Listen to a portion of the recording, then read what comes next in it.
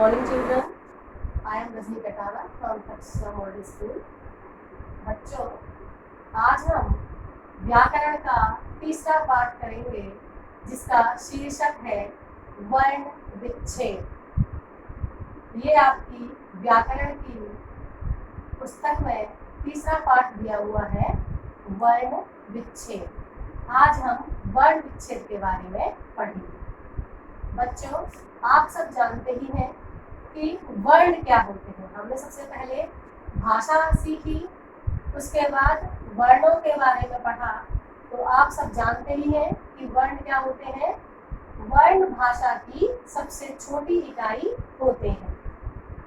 वर्ण कौन कौन से होते हैं? स्वर और व्यंजन। अब हम करेंगे वर्ण विच्छेद। तो वर्ण विच्छेद क्या है?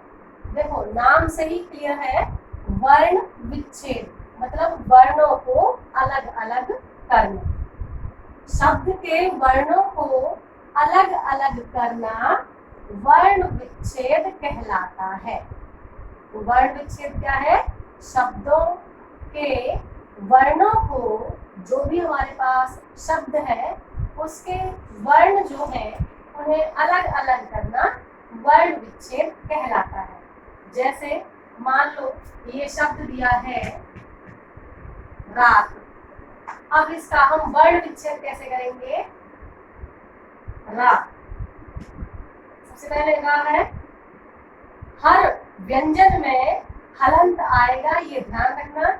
स्वर में कभी हलंत नहीं होता क्योंकि स्वर अपने आप में पूरा होता है, लेकिन व्यंजन बिना हलंत के नहीं आता क्योंकि वह स्वरों की सहायता से ही बोला जाता है।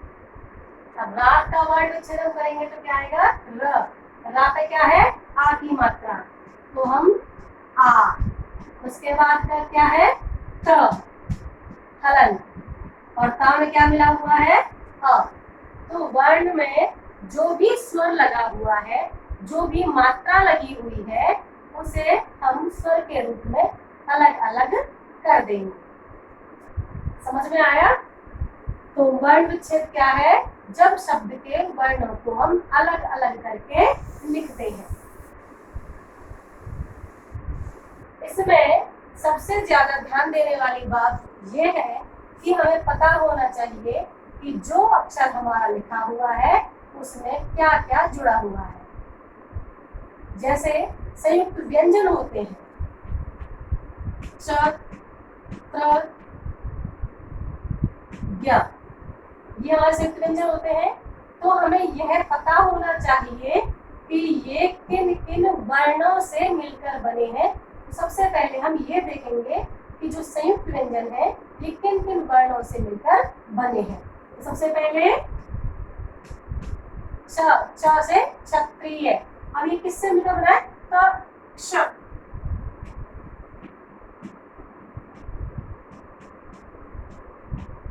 तो आपको ये पता होना चाहिए कि जो है क्ष, क्ष, इसको बोलने में देखो साउंड मिल के साथ है क्ष। इसे बोलने में क्ष, तो ये क और श इनको मिलाकर बना है। और व्यंजन आपको पता ही आगे होते हैं, उनमें जब हम अ मिला देते हैं तो वह पूरे बन जाते हैं। तो ये क्या है? क्ष। किससे मिलकर बना है? क, श और अ। अब आता है त्र। अब त्र, देखो त्र बोलने से समझ में आता है त्र, त, र। तो ये किससे मिलकर बना है? त और र जमा अ। तो त्र किससे मिलकर बना है? त, र, अ। उसके बाद आता है ज्ञा से ज्ञानी। ज्ञा ज्ञानी किससे मिलकर बना है? इसको कहते हैं ज्ञ, ज्ञ। तो ये है ज और ये पंचम वर्ण ज्ञ और अ। तो ये ज्ञा ज्ञानी इन दोनों अक्षरों से मिलकर बना है। और एक और है श्र। तो हमें ये याद रखना है कि जो हम श्र करते हैं इसमें श, श, तो ये श आता है। उसके बाद देखो ये रा का रूप है पदेन, तो इसमें ये रा मिल गया, तो ये बन गया श्र। तो समझ में आया संयुक्त व्यंजन किन किन अक्षरों से मिलकर बने हैं? क्ष, क, श, अ, त्र, त, र अ य ज य अ और श र अ। तो ये संयुक्त व्यंजन किन किन वर्णों से मिलकर बने हैं, समझ में आया? अब हम करेंगे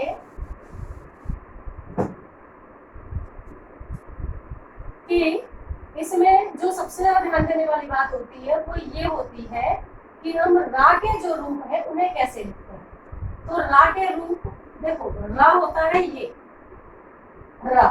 अब इस रा में एक तो ऐसे रा की मात्रा लगी होती है, एक ऐसे रा की मात्रा लगी होती है, एक ऐसे रा की मात्रा लगी होती है। इन तीनों ही रूपों को हम रा की तरह ही लिखते हैं, ठीक है। जैसे अभी मैं आपको इनके एग्जांपल बताऊंगी, उदाहरण बताऊंगी। जैसे ये है कर्म, अब इसमें ये रा लगा हुआ है, तो जो ये रा होता है ये आधा होता है, और हमेशा वर्ण विच्छेद में आधे अक्षर को हम पहले लिखते हैं। तो पहला अक्षर क्या है? क। उसके बाद कर म, बोलकर भी देखा करो तो समझ में आता है। कर, ये रा है आधा, तो पहले साउंड में यही आ रहा है तो हम इसको लेंगे, लेकिन ये आधा है इसलिए इसके बाद अ नहीं लगाएंगे।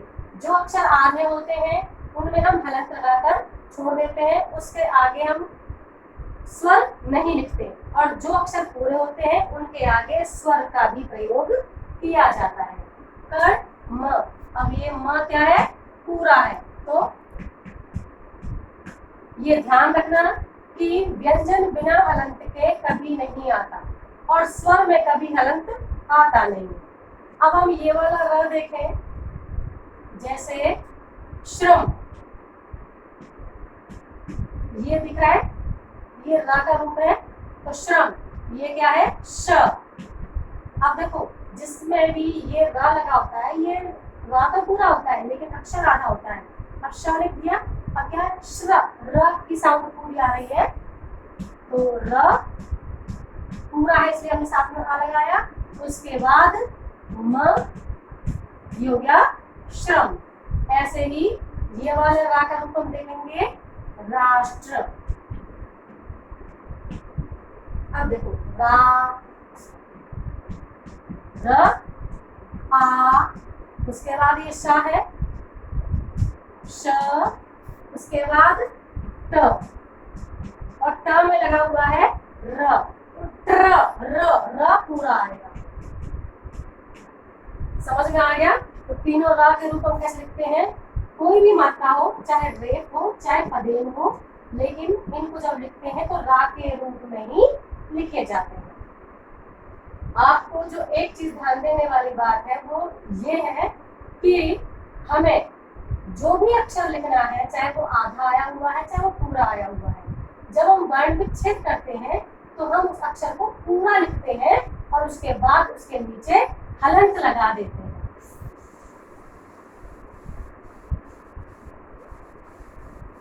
कैसे? देखो, जैसे मान लो हम लिखते हैं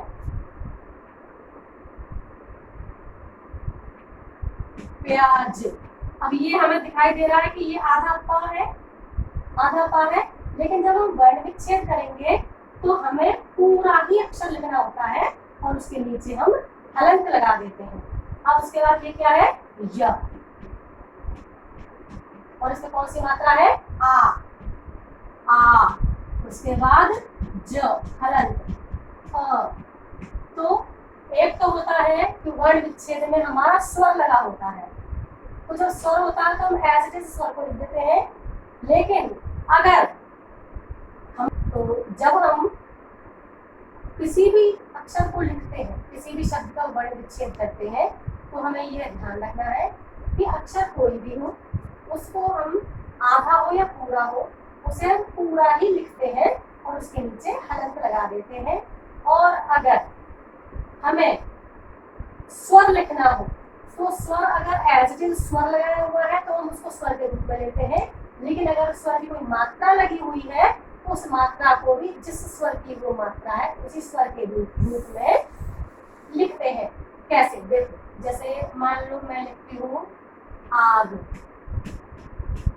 अब देखो ये शब्द है पूरा आग, लेकिन इसमें पहला अक्षर क्या है? स्वर है, हमें स्वर एज इट इज ऐसे की ऐसे ही लिखना है। आ, उसके बाद ग हलंत और अ, मतलब जिस अक्षर में जो मात्रा है हम वो स्वर लिखते जाएंगे और अक्षर को लिखते जाएंगे, और जिसमें कोई मात्रा नहीं है तो उसमें उसमें अ लगा हुआ है। ये ध्यान रखना कि व्यंजन कोई भी अपने आप में पूरा नहीं होता, हर व्यंजन में अ जरूर लगा होता है। अगर आपको कहीं पर कोई मात्रा नजर आ रही है तो वो मात्रा का स्वर है, और कोई मात्रा नजर नहीं आ रही है तो उस अक्षर में अ लगा हुआ है, और अगर वो अक्षर आधा है तो उसमें अ नहीं लगा, तो हमें वो अक्षर हलंत लगाकर लिखना है। तो ये आपको याद रखना है। अब बात आती है अनुस्वार, अनुनासिक और विसर्ग कि ये अगर तीनों आ जाए तो वर्ण विच्छेद हम कैसे करेंगे। तो देखिए, जिस अक्षर के ऊपर आपको अनुस्वार, अनुनासिक और विसर्ग लगा हुआ नजर आता है, हमें ये तीनों उसी के स्वर के बाद लगाने हैं। स्वर के बाद, जैसे मान लो ये लिखा हुआ है आपका नंदन, अब ये दिखाई दे रहा है अनुस्वार, ये किस पे लिखा हुआ है, न पर, तो इसको हम वर्ण विच्छेद कैसे करेंगे, न। अब ना में क्या मिला हुआ है, अ। अब देखो ना के साथ अनुस्वार, ये ना पे लगा हुआ है अनुस्वार, तो ना का हमने कंप्लीट किससे किया है, अ से, तो हम इसी के ऊपर अनुस्वार लगा देंगे, नन। उसके बाद द, उसके बाद न। इस बात का ध्यान रखना कि कोई भी व्यंजन बिना हलंत के नहीं होता, ठीक है। अब अनुनासिक अगर आता है तो हम कैसे लगाएंगे, जैसे मान लो लिखा हुआ है आंच, अब आंच लिखा है तो ये तो हमारे पास ऑलरेडी स्वर ही दिया हुआ है आ, इसको ऐसे कैसे इसी के ऊपर ही अनुनासिक लगा देंगे, जमा च और जमा आ।